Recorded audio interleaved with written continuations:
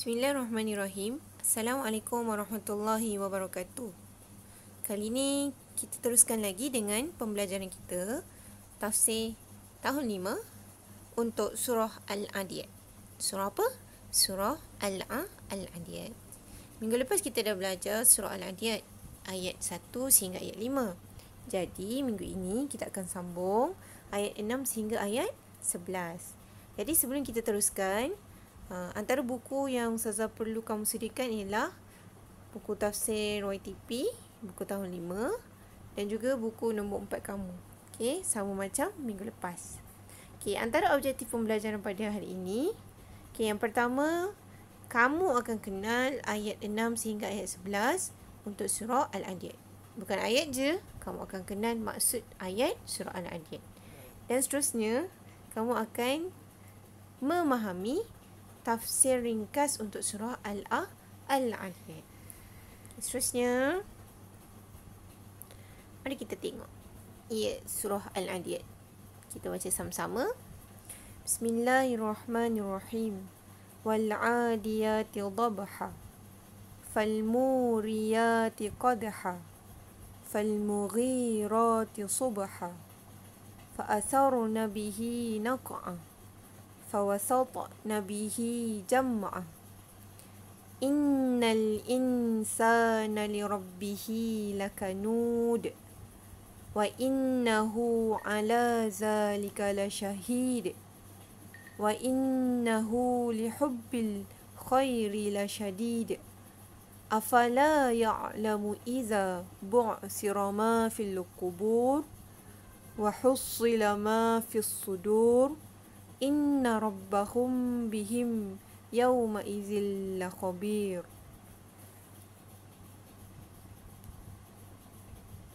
Seterusnya, mari kita tengok objektif pembelajaran kita yang pertama. Kita nak mengenali ayat 6 sehingga ayat 11 berserta maksudnya. Okey, untuk ayat ke-6. A'udzubillahi minasyaitonirrajim. Innal insana lirabbihi lakanud. Apa maksudnya? Okay, kita baca sama-sama. Maksud ayat ke-6 ialah sesungguhnya manusia itu sangat ingkar kepada Tuhannya. Kalau kamu tengok perkataan insan, kamu dah tahu dah. Insan tu maksudnya manusia. Inna maksudnya sesungguhnya. Rabbi maksudnya Tuhan. Okey, jadi ayat 6 maksudnya ialah sesungguhnya manusia itu sangat ingkar kepada Tuhannya. Seterusnya kita tengok ayat ke-7. Wa innahu ala zalika lasyahid. Apa maksudnya? Dan dengan keingkaran itu mereka, iaitu manusia, menyaksi. Menyaksi itu maksudnya mengaku. Okey. Ayat ke-7 maksudnya dan dengan keingkaran itu mereka menyaksi. Seterusnya tengok ayat ke-8. Wa innahu lihubbil khairi lasyadid. Maksudnya dan sesungguhnya ia amat cinta kepada hartanya. Dan sesungguhnya ia amat cinta kepada hartanya. Ia ni merujuk kepada manusia. Okey, manusia. Seterusnya ayat ke-9. Afala ya'lamu iza bu'sira ma fil qubur. Apa maksudnya? Maka apakah mereka tidak mengetahui apabila dibangkitkan apa yang ada dari dalam kubur? Okey, maksudnya maka apakah mereka tidak mengetahui apabila dibangkitkan apa yang ada dari dalam kubur? Mereka itu siapa? Kamu, Ustazah, kita. Kita ni siapa? Manusia. Okey, seterusnya kita tengok ayat ke-10. Wa hussila ma fis sudur. Maksudnya dan didedahkan apa yang ada di dalam dada. Dan didedahkan apa yang ada di dalam dada. Akhirnya, kita tengok ayat ke-11. Inna rabbahum bihim yawma idzil lakhabir. Maksudnya, sesungguhnya Tuhan mereka dengan mereka pada hari itu sangat mengetahui. Sesungguhnya Tuhan mereka dengan mereka pada hari itu sangat mengetahui. Jadi ini ialah maksud ayat ke-6 sehingga maksud ayat ke-11. Okey, kalau kita lihat ayat 6 sampai ayat 11, okey, merujuk kepada sifat-sifat manusia.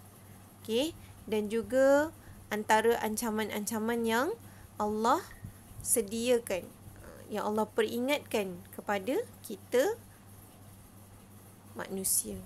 Okey, seterusnya kita tengok objektif pembelajaran kita yang kedua.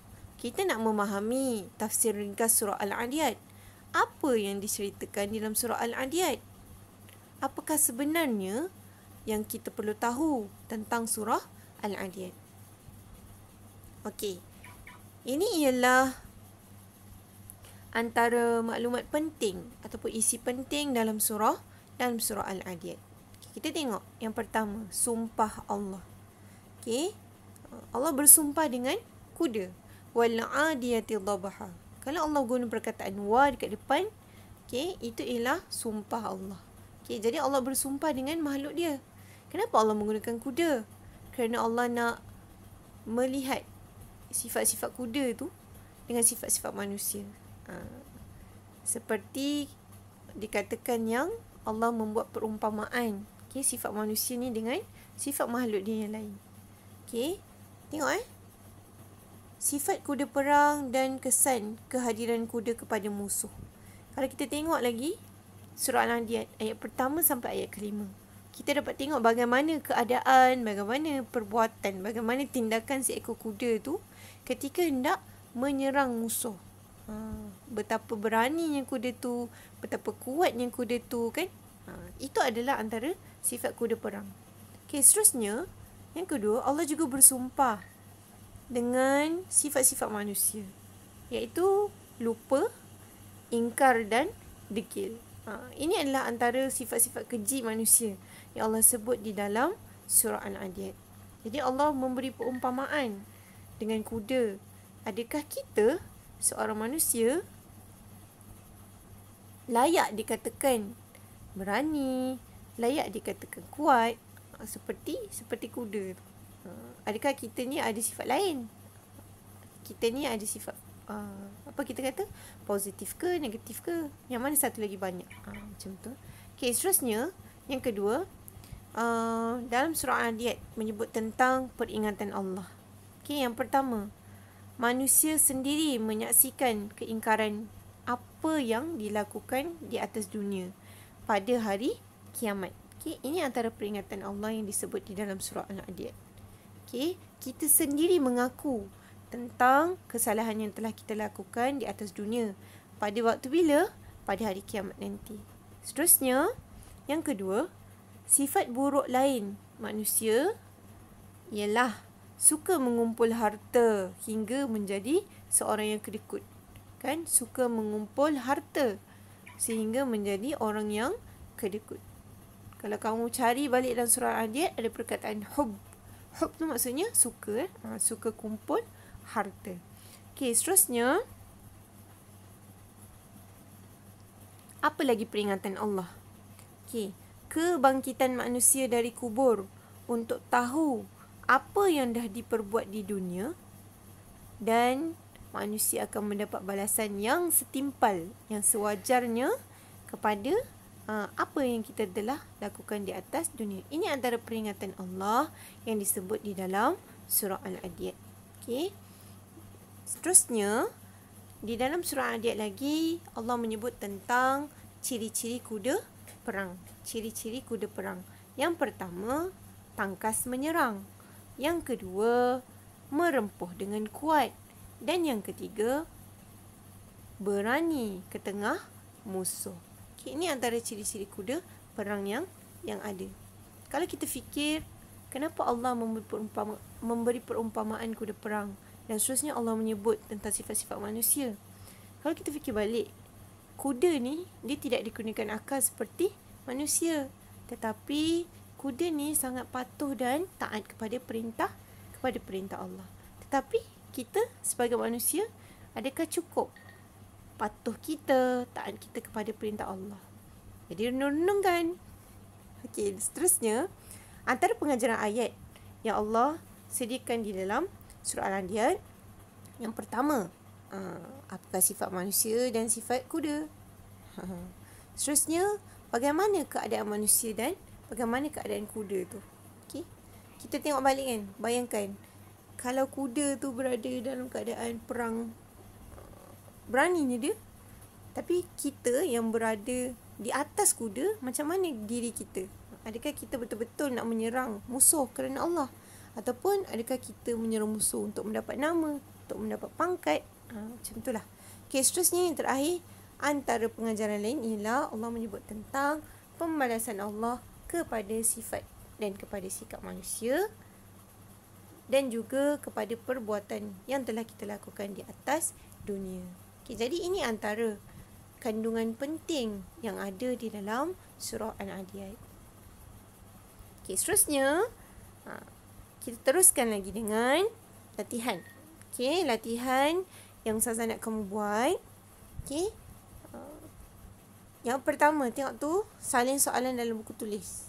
Okay, soalan ni merangkumi daripada surah Al-Adiyat ayat pertama sehingga ayat ke-11.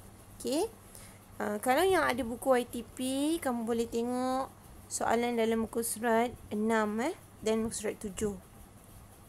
Okay, kalau yang beli buku tu, buku kamu sendiri, kamu boleh tulis dalam kamu punya buku tu.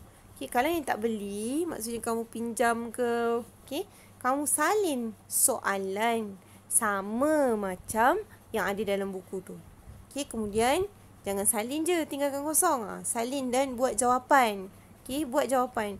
Cari jawapan. Okay, jawapannya ada di dalam surah Al-Adiyat tadi. Okay, seterusnya kita tengok satu persatu soalan. Dalam muka surat 6 ada soalan untuk tulis makna bagi perkataan berikut. Sebenarnya bagi ayat tu. Okay, apa maksud wal-adiyati dhabha? Okay, seterusnya apa maksud fal-mughirati subha? Okay, dalam ayat-ayat tu kamu boleh cari kata-kata kunci. Contoh, kamu tengok fal-mughirati subha. Perkataan tu sama macam subuh kan? Jadi kamu tahulah, oh apa perkataan yang ada dengan subuh? Kuda pergi menyerang musuh dengan tiba-tiba pada waktu subuh. Okay, kamu cari perkataan-perkataan yang boleh menyebabkan kamu mudah ingat maksud ayat.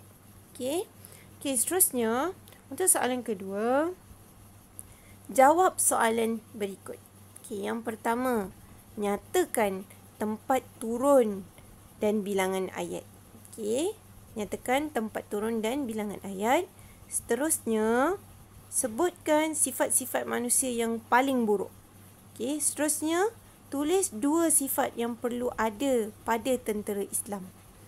Okay, kalau kamu tengok surat sebelah, okay, muka sebelah tu disuruh kamu tuliskan jawapan.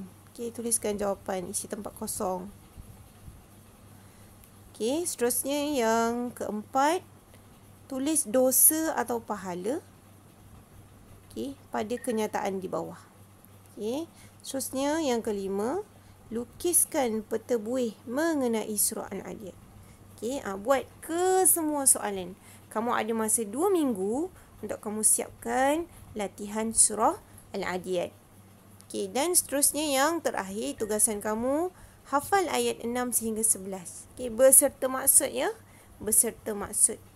Okay, sebelum ni kamu dah hafal ayat 1 sehingga 5. Okay, jadi teruskan lagi hafazan kamu ayat 6 sehingga ayat 11 surah Al-Adiyat. Jadi, alhamdulillah, tamat sudah pembelajaran kita pada hari ini. Jadi, Ustazah harap kamu dapat sesuatu daripada pembelajaran kita hari ini. Sekian, Assalamualaikum warahmatullahi wabarakatuh.